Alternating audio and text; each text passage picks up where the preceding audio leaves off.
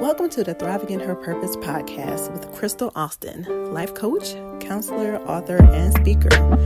I help purpose-driven women who are on the cusp of pursuing their vision, but struggling to overcome barriers holding them back and realize their value, worth, and identity so that they thrive in their purpose. Hey, you amazing people out there. This is Krystle Austin, host of the Thriving in Her Purpose podcast, back for another episode. As we are in graduation season, I want to congratulate all the high school and college graduates out there. Congratulations on your huge accomplishment.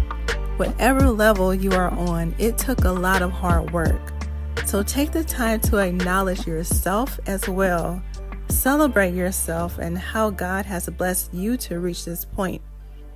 I pray blessings over whatever endeavors you have ahead.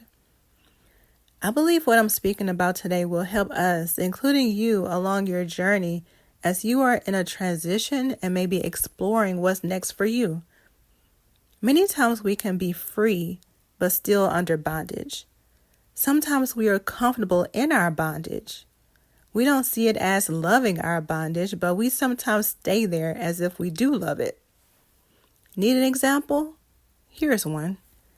In the book of Exodus chapter 5, it mentions how the Israelites were resisting efforts of someone sent to free them.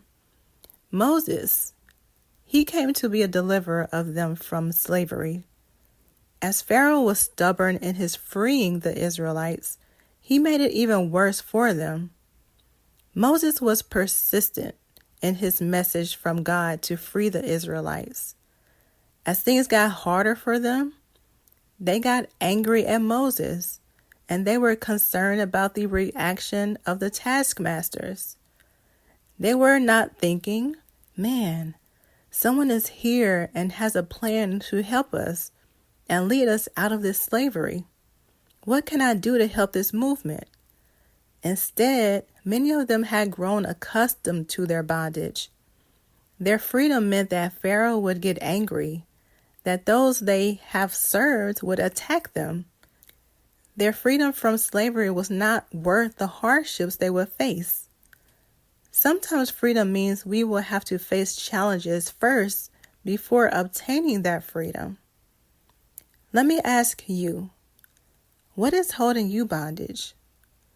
What have you grown accustomed to or so comfortable with that you are accepting it because the alternative is too difficult to face?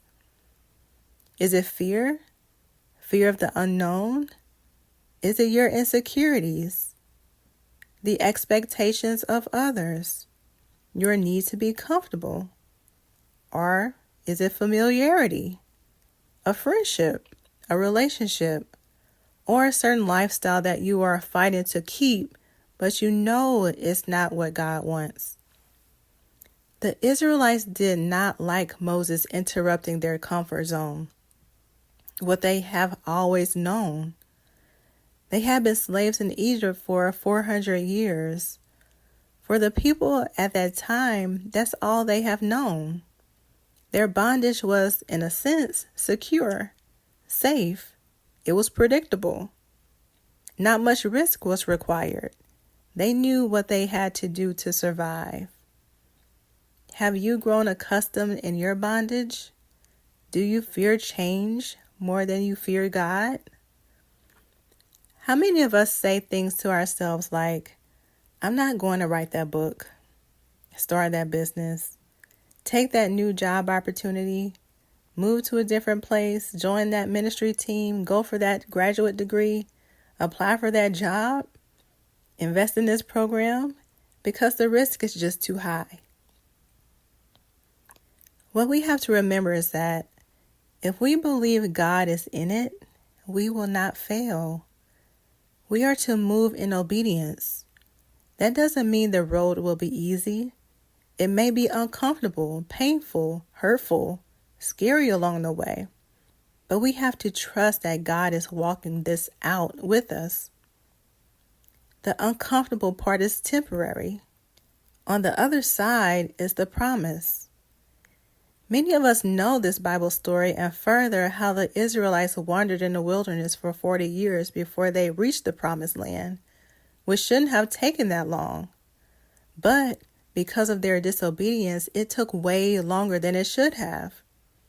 And us, looking back at them, we can oftentimes wonder why they just couldn't get it right. Why couldn't they just obey God? They saw all these signs and wonders. Why did they keep repeating the same destructive cycles? But we do the same thing in our lives. God tells us to go this way, and we are like, no, I can't do that.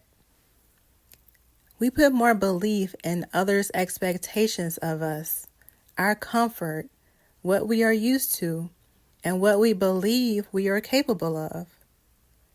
God will open doors for you that you don't even feel qualified to walk through.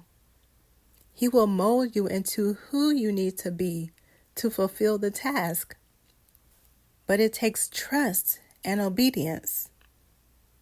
So if you are on a cusp of pursuing your vision, or you are in a transition in your life, it's time for you to step out. Look at what is really holding you back. What is keeping you bound? Pray and ask God to free you from that. And I would go out on a limb and say that God has already told you what to do, but you just have to do it. It's your choice and your step to take. God is not going to do it for you. He put it in your heart to do, and you have to take action on it. Don't cry out to God for help, then get the opportunity and let fear keep you in bondage. This is what I want you to do. Dig deep and really do some self-reflection. To realize what is keeping you in bondage, I want you to write about it. I'm big on journaling. So take the time and write your thoughts. Be honest with yourself. Ask God to reveal it to you and to help you break free from those chains that are keeping you in bondage.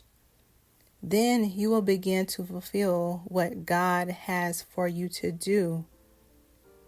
I'd love to hear your breakthroughs. So send me a DM and let me know how God has worked it out for you. I'm excited to hear how God has worked it out for you. If you are a woman who has been striving to walk in your purpose, but struggling to overcome barriers holding you back, reach out to me. To connect with me, you can find me on Facebook at Krystle Austin. That is KRYSTLE. And on Instagram at @I am_Krystle Austin.